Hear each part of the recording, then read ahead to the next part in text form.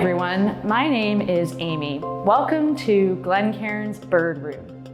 Today we are going to be taking a close look at a very ancient object that is actually kind of easy to pass right by if you're heading to hang your coat or looking around at all the mosaics in this room. It's this ancient Egyptian libation bowl that I'm standing next to.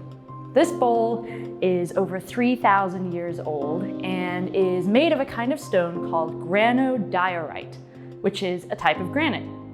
Now, we're not exactly sure where it came from in Egypt precisely, but we do have some ideas about what it was once used for. So let's take a closer look at some of the details to see if they can help us understand it.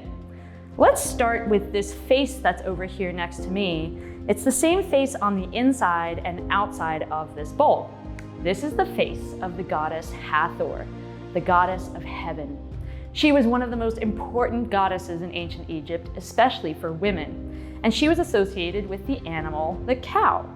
She could appear in fully human form, fully cow form, or in a combination, which is what we're seeing here, where she has a human face, a very large wig, and cow ears. Let's take a look at the woman on the other side of the bowl. That is not Hathor. It's a different lady, and if we look at her a little closely, we might be able to figure out something about her. She's kneeling down and peeking right over the top of a table. And if we take a look over top of her head, we can see some of the symbols that are on this table in front of her. Her name is Lady Ruiu, which we know from the hieroglyphs around the edge of the bowl. We can also see that she has a beautiful triple braid in her wig and her own hair peeking out from underneath it. Her long fingers are right over top of that table edge, and she has a really calm facial expression. She also has beautiful pleated sleeves on her robe.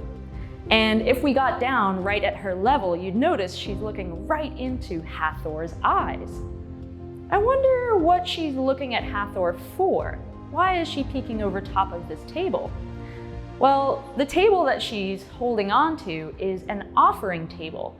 The table is actually in the shape of the hieroglyph that means offering. And if you remember back to the beginning, I used that word libation. A libation is a type of liquid offering. So this bowl might have held liquid offerings at the temple for Hathor, things like milk, wine, oil, or water. These were given as gifts at the temple in the hope of blessings from the god or goddess. I wonder what Lady Ruiu was hoping for in return for her offering. Maybe love, beauty, or help in fertility? Now, if you're interested in learning more about the ancient world, gods and goddesses, offerings, and all sorts of other things, you should come and take our program at Glencairn Museum about the ancient cultures. You can learn more at glencairnmuseum.org, where you can book your program, but also find all the other fun and exciting resources we have for you.